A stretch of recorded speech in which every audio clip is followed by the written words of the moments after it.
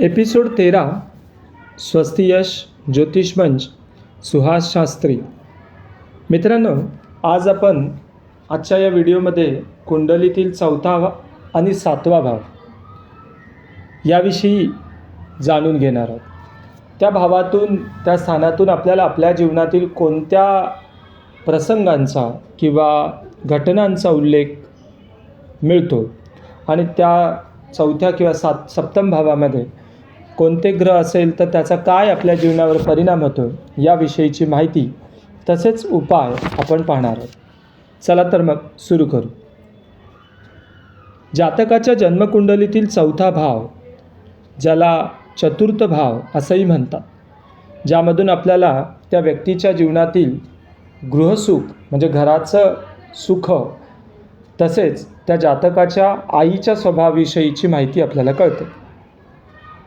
गृहसुख, स्थैर्य, वाहन, माता याचा कारकच चतुर्थ भाव आहे.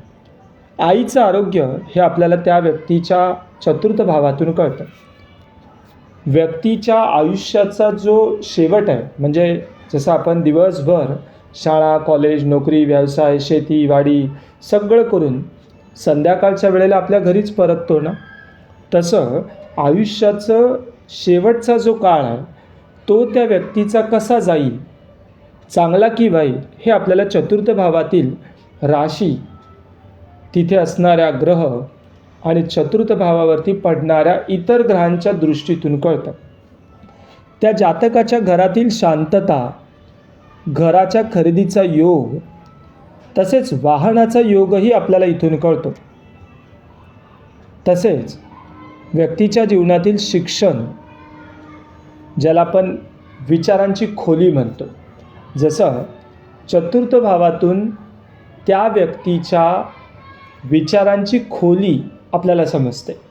बऱ्याच वेळेला आपण म्हणतो ना की एखादी व्यक्ती खूप खोलात जाऊन विचार करते आणि एखादी व्यक्ती उथळच वरवर विचार करते. हे आपल्याला चतुर्थ भावातून समजतं. चतुर्थ भावात शुभग्रह कोणते? साधारणतः चंद्र, गुरु आणि शुक्र. मग अशुभ ग्रह कोणते? तर मग राहू, शनी, मंगळ असे ग्रह अशुभ राहतात. बऱ्याच वेळेला मंगळ जर चतुर्थ भावात असेल तर घरामधलं वातावरण गरम राहतं. हृदयविकारासंदर्भातल्या घटना किंवा आपण म्हणतो की आरोग्याच्या समस्या व्यक्तीच्या जीवनामध्ये उद्भवण्याची शक्यता असते. शुक्र असेल तर त्या चतुर्थ भावातील व्यक्तीला घरामध्ये छान चौकी, वस्तू, नक्षीकाम, रंगरंगोटी, सजावट, संगीत, पडदे, खूप साऱ्या लक्झरीज किंवा चैनीच्या वस्तू शुक्र असेल तर त्या व्यक्तीच्या घरामध्ये आपल्याला पाहायला मिळतात. चतुर्थ भावातील ग्रहांचे फळ जर चंद्र असेल तर घरात शांतता, त्या व्यक्तीची आई ही सुखी असते. शुक्र असेल तर त्या व्यक्तीचं चतुर्थ भावातील शुक्रामुळे जातकाचं घर सुशोभित असतं, खूप सुंदर. भलं ते आर्थिकदृष्ट्या गरीब किंवा श्रीमंत याच्याशी देणं घेणं नाही. इथं त्या घरामध्ये असणाऱ्या वस्तू, रंग, नक्षीकाम तसेच वाहनाचा योगही चतुर्थातील शुक्रावरून समजतो, तो चांगला असतो. चतुर्थात मंगळ असेल तर मात्र भांडणं होण्याची शक्यता असते. शनी असेल तर आईला त्रास किंवा घर बदली करणं असे योग वारंवार येतात. राहू असेल तर मात्र वास्तुदोष निर्माण होतो. घरामध्ये अज्ञात अशी एक भीती असते. बऱ्याच वेळेला ती वास्तू ही पिशाच्य बाधित राहण्याची शक्यता जास्त राहते. मग यावर उपाय काय? तर चतुर्थ भावाला दुरुस्त करताना आई वडिलांचा आदर राखावा. चंद्रासाठी पांढऱ्या पदार्थांचं दान करावं, जसं दूध, तांदूळ. वास्तुशांती ही दर शुक्रवारी दीपदान करावं, म्हणजे दिवा मंदिराच्या जवळ जाऊन किंवा मंदिरामध्ये जाऊन एक छोटासा मातीचा दिवा लावावा.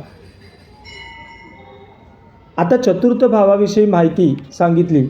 आता पुढील भाव तो म्हणजे 7मा भाव, ज्याला आपण 7th हाऊस असं म्हणतो, जो विवाह, पार्टनर आणि त्यांच्यामध्ये असणारे संबंध.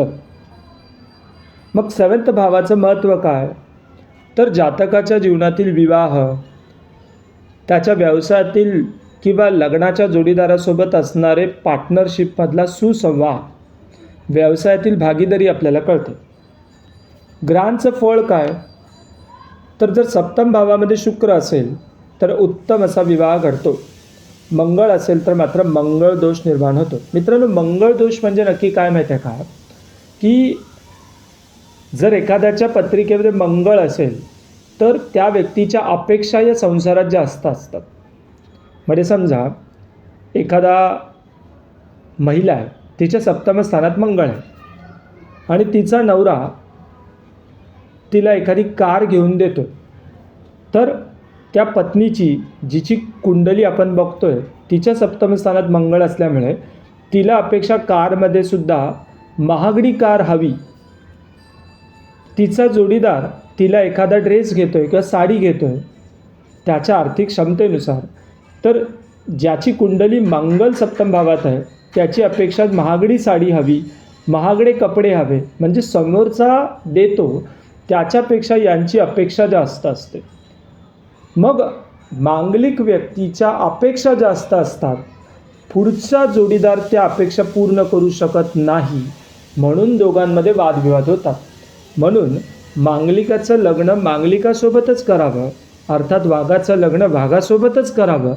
शेळीसोबत केलं तर मग शेळी मरणारच आहे. म्हणून मांगलिक दोष हा अपेक्षांचा आहे. थोड्या अपेक्षा या व्यक्तीने कमी कराव्यात सांसारिक जीवनामधल्या, म्हणजे संसार यांचा सुखाने होण्याचे चान्सेस वाढतात. जर सप्तमामध्ये शनी असेल तर मात्र उशिरा विवाह होतो. राहू सप्तमात असेल तर प्रेम विवाहाची शक्यता वाढते. बऱ्याच वेळेला वैवाहिक जीवनामध्ये संकट आणतो. जोडीदारांना, पती पत्नींना एकमेकांपासून वेगळं राहण्याचा योग हा राहू काळामध्ये येतो आणि इतर संबंध जुळून येण्याची शक्यता वाढतात. जर बुध सप्तमात असेल तर मात्र बुद्धिमान जोडीदार मिळण्याची शक्यता असते. खरं तर सप्तम स्थानामधून आपल्या आयुष्याचं अर्ध आयुष्य हे जोडीदाराचा चांगल्या किंवा वाईट असण्यावरती डिपेंड करतं. विवाह बिघडण्याची काही कारणं आहेत. जर शनी मंगळाची युती असेल पत्रिकेमध्ये कुठेसुद्धा कोणत्याही भावामध्ये, तर द्विविवाहाचे योग असतात किंवा आर्थिक समस्या प्रश्न उद्भवतो. राहू केतूची बाधा जर सप्तम भावावरती असेल तरीसुद्धा विवाह बिघडण्याची शक्यता असते. सातव्या भावामध्ये जो स्वामी आहे त्याचीसुद्धा 6, 8, 12मध्ये जर गेला तर त्रास असतो. शुक्राची पापदृष्टी असेल तरीसुद्धा विवाह बिघडतो. लग्नेश जर पीडित असेल प्रथम भावातील राशीचा स्वामी, मग यावर उपाय काय? तर शुक्र मंत्राचा जाप करणे, मंगळ दोषाची शांती करणे, तसेच दाम्पत्य जीवनामध्ये अपेक्षांची कमी करणं, जास्त अपेक्षा न ठेवता बेसिक ज्या गरजा असतात तेवढ्याच अपेक्षा ठेवणं, अत्यंत महत्त्वाकांक्षी अशा अपेक्षा न ठेवणं, हे सगळे उपाय आपण केल्याने विवाह सुखकर होण्याची शक्यता वाढते. तुर्तास इतकंच. मी सुहास शास्त्री, स्वस्ती यश ज्योतिष मंचमध्ये